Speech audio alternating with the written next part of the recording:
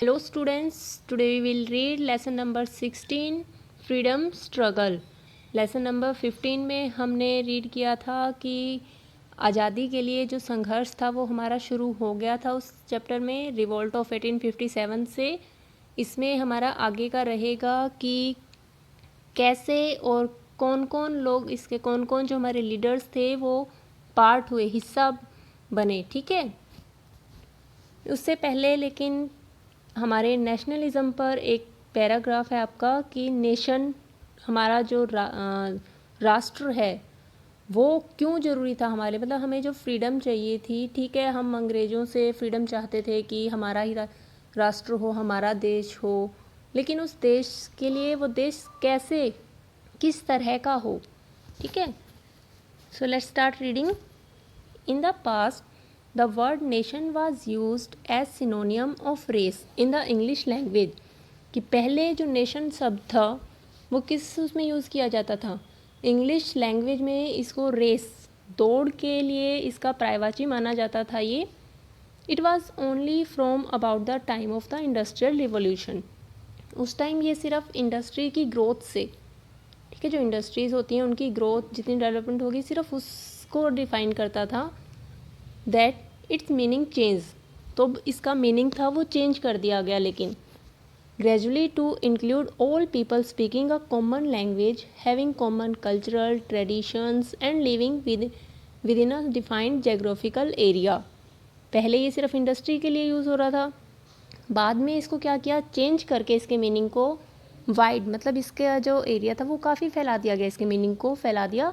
किस किस से कनेक्ट कर दिया इसको, कि एक ऐसी जगह सेम एरिया में जब लोग अलग अलग तरह की लैंग्वेज बोलते हैं, अलग अलग तरह का कल्चर होता है उनका, ठीक है, मतलब जो कॉमन मीन्स उनकी कॉमन लैंग्वेज हो, एक ऐसा एरिया जिसमें लोगों का बोलने का तरीका सेम है, रहने का उनके कल्चर सेम है, उस वर्ड को नेशन का नाम, नेशन बोला गया। Thus the word nation gradually come to denote not only the racial, linguistic और cultural but also a geographical and political identity. तो क्या हुआ कि जो नेशन शब्द है ये सिर्फ एक रेस से रिलेटेड ना रहकर किस किस चीज़ से कनेक्ट हो गया, डिफरेंट लैंग्वेज से, कल्चरल से, ठीक है, जोग्राफिकल से, भौतिक और राजनीतिक पहचान बन गया। किसी भी जगह की, किसी कंट्री की क्या बन गया कि एक ऐसी जगह जो भौतिक, राजनीतिक, उनकी लैंग्वेज, उनके जो ग्रोथ है उससे रिलेटेड शब्द हमने क्या चुना, nation. India is a vast country with a multiracial, multilingual and multi religious population but with prominent. कि इंडिया भी जो है वो काफ़ी बड़ी कंट्री है, अलग अलग काफ़ी इंडस्ट्रीज़ हैं, अलग अलग लैंग्वेज यहाँ बोली जाती हैं, ठीक है, अलग अलग रिलीजियस धर्म है यहाँ पर, लेकिन क्या है, फिर भी एक है प्रोमिनेंट जोग्राफिकल फीचर, लेकिन एक एरिया, एक दायरा है उसका अपना, उसी के अंदर अलग अलग तरह के भाषा बोलने वाले लोग, अलग अलग धर्म को मानने वाले लोग, ठीक है, अलग अलग तरह की इंडस्ट्री चलाने वाले लोग एक साथ रह रहे हैं, वो separated from the rest of Asia. और यही चीज़ इसकी कि एक ही टाइम में अलग अलग तरह के लोग जो हैं वो अलग अलग तरह के, मतलब उसमें रह रहे हैं वो, बट वो एक पर्टिकुलर एरिया में एक साथ हैं, और यही चीज़ इंडिया को सबसे यूनिक बनाता है। हर common religious and cultural tradition to have created a unity in diversity. और इसकी इसी चीज़ ने कि अलग धर्म के लोग अलग, ठीक है, लेकिन उनके कल्चर मतलब अलग अलग हैं, फिर भी वो सब एक साथ रहते हैं, इसने सबसे यूनिक बनाया हुआ है। और इसके लिए एक लाइन यूज़ की जाती है, यूनिटी इन डाइवर्सिटी, अनेकता में ही एकता है।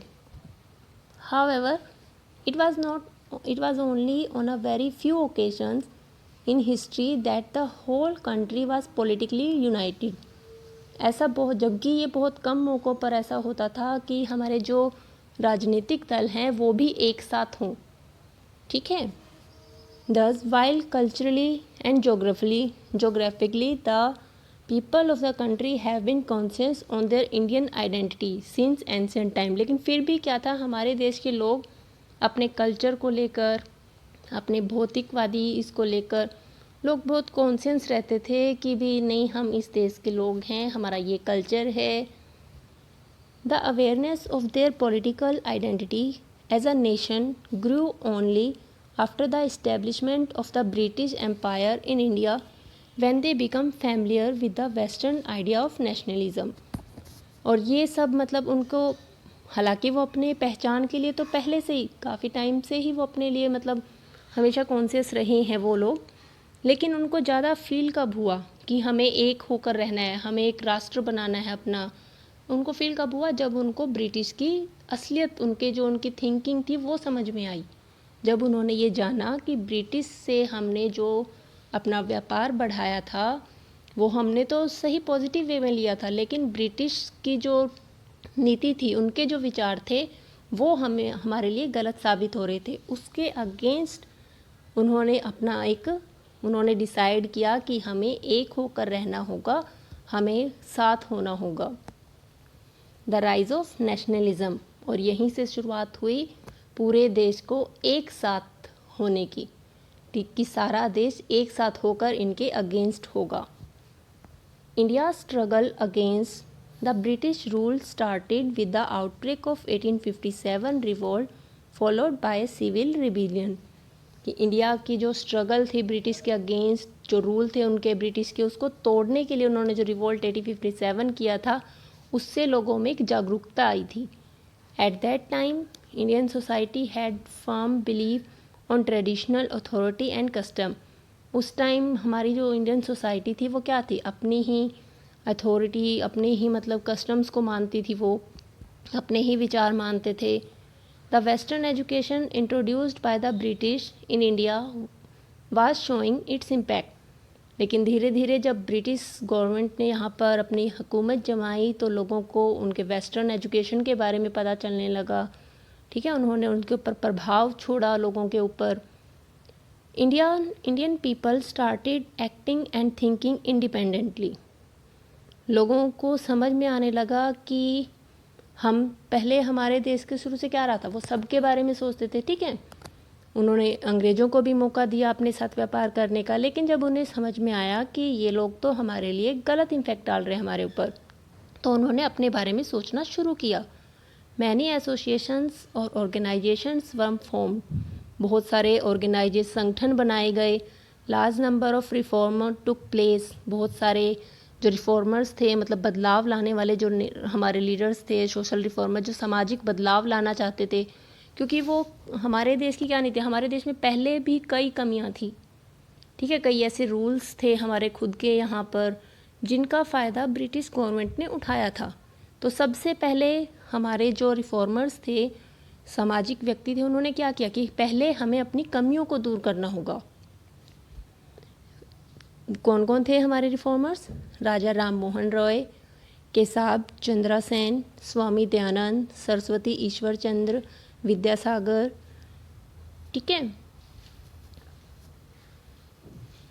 Narayana Guru, Mrs Annie Besant and sir Syed Ahmad Khan were the major reformer who tried to eradicate social evil like Sati, child marriage. तो हमारे जो देश में कुरीतियाँ थी वो कौन कौन सी थी?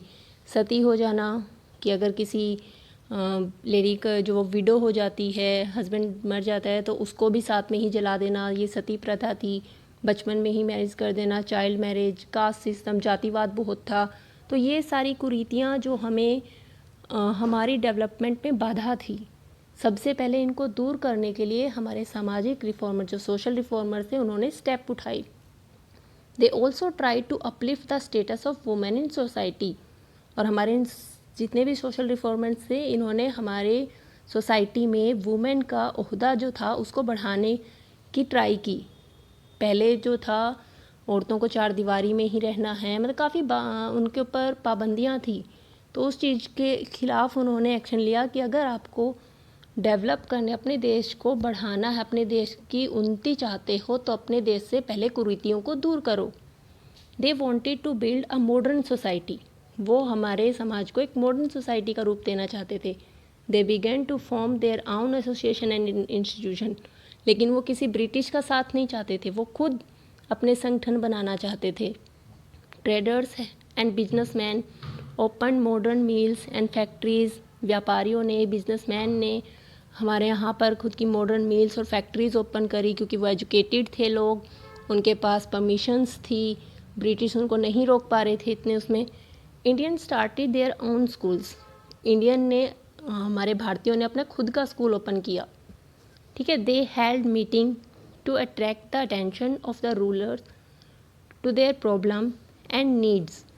उन्होंने वो मीटिंग हेल्ड करते थे कि राजाओं की प्रॉब्लम जानते थे, उनकी ज़रूरतों के बारे में करते थे, ताकि जो मेन क्या था, हमारे ब्रिटिश राजाओं को आपस में लड़ाते थे और फिर उनका एरिया ले लेते थे।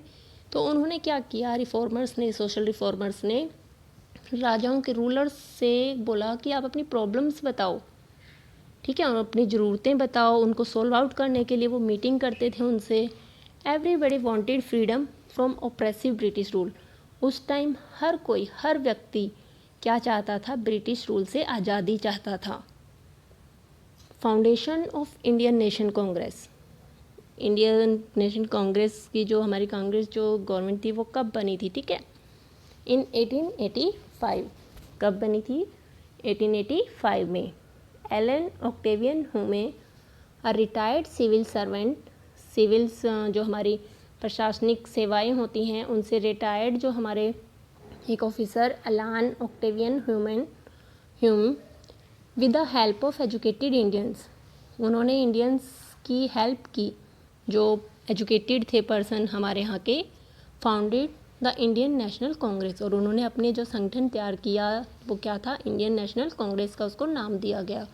The first session was held in Bombay under the presidentship of Shri VC Banerjee, ठीक है। सबसे पहले जो उसके प्रेजिडेंटशिप थे वो कौन थे, VC Banerjee. The session was WC Banerjee. The session was attended by 72 delegates, जो पहला सेशन था उनका, ठीक है, वो उसमें कितने मेंबर थे उनके, 72। The Congress soon spread all over the country, धीरे धीरे उनका जो ये संगठन था, लोग इसके प्रति जागरूक हुए और ये पूरे इंडिया में फैला। Become the voice of entire nation, और ये पूरे देश की, पूरे राष्ट्र की आवाज़ बन गई। Congress in its annual session demanded that Indians be allowed to manage their own affairs, कि कांग्रेस ने ये डिमांड करी अपने सेशन में कि भारतीयों को परमिशन दी जाए कि वो अपने खुद के बिजनेस सेटअप कर सकें, ठीक है, खुद का व्यापार कर सके वो। The most important leader of the Congress in early days, और उन दिनों कांग्रेस के सबसे जो इम्पोर्टेंट लीडर्स थे वो कौन कौन थे, Dadabhai Naoroji, S N. Banerjee, G Subramania Iyer, Gopal Krishna Gokhale and Badruddin Tyabji. Their main goal was to win swaraj और सेल्फ रूल, और उनका मेन गोल, उनके जो मेन टारगेट था वो क्या था, स्वराज, की अपना राज्य, कि हमारे ऊपर किसी और का राज ना हो। उस टाइम राज किसका चल रहा था, ब्रिटिश, जो ब्रिटिश गवर्नमेंट थी वो चला रही थी। तो उनका मेन टारगेट, जो कांग्रेस, जो ये इंडियन नेशनल कांग्रेस बनी, इसका मेन गोल क्या लेकर चले थे वो, कि हमारे ऊपर सेल्फ, हमारे ही लोगों का राज हो, किसी दूसरे देश के लोगों का नहीं। टिल 1905 तक the leadership of the Congress remained in the hand of man who were moderate in their attitude, कि उन लोगों के हाथ में ही रही जो अपने व्यवहार से, ठीक है, लोगों को मॉडरेट करते थे, लोगों को संबोधित करते थे।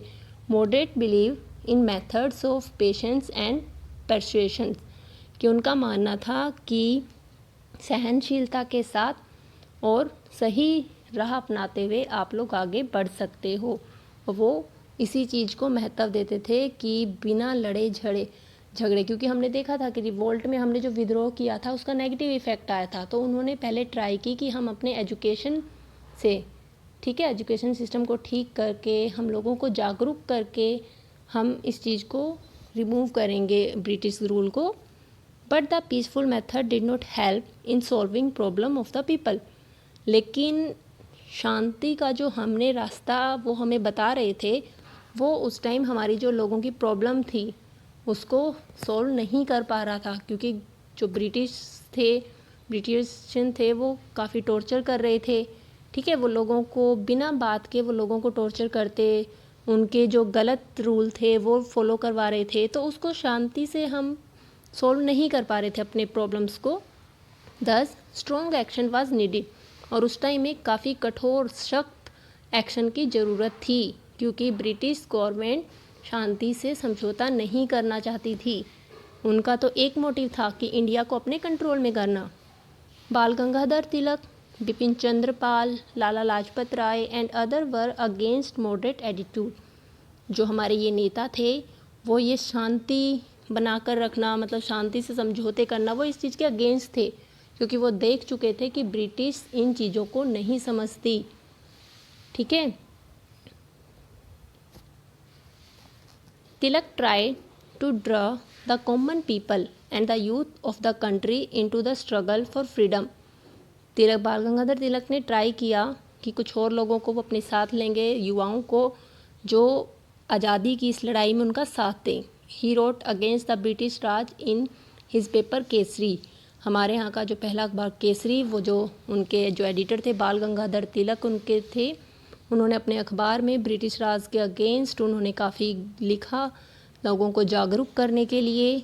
तिलक declared freedom is my birth and I will have it. उन्होंने नारा लगाया कि आज़ादी मेरा जन्मसिद्ध अधिकार है और मैं इसे पाकर ही रहूँगा। A number of young people, बहुत सारे युवाओं ने इसको ज्वाइन किया। This group they were called extremist, और उनको क्या कहा गया, इस संगठन के जो लीडर्स उनको बोला गया। ठीक है, extremist felt that strong action was needed, कि उनको विद्रोहिक रूप उनको दिया गया नाम, कि उनका मानना था कि स्ट्रॉन्ग एक्शन की ही ज़रूरत है ब्रिटिश सरकार से लड़ने के लिए, अपनी प्रॉब्लम को दूर करने के लिए, अपनी इच्छाओं को आज़ाद करवाने के लिए हमें स्ट्रॉन्ग एक्शन की ज़रूरत है, शांति प्रिय रूल्स की नहीं। तो उन्होंने क्या क्या आगे स्टेप उठाए, ये हमारा नेक्स्ट वीडियो में रहेगा। आपके लिए आज का वर्क होगा पेज नंबर 117 एंड 118 को रीड करना, और इसमें से हमारे सोशल रिफॉर्मर्स को आप अंडरलाइन करेंगे, जो कि थे राजा राम मोहन राय। ये सब हमारे सोशल रिफॉर्मर हैं। ठीक है, और ये जो थे हमारे मॉडरेट के अगेंस्ट जो हमारे थे, जो मेन कांग्रेस के लीडर जो थे हमारे, उनका आप नहीं मेंशन करोगे अपनी रफ नोटबुक में, या आप इनकी लिस्ट प्रिपेयर करोगे कि leader of Indian national Congress, ठीक है, leaders who against the moderate attitude and social reformers. Okay students, have a nice day.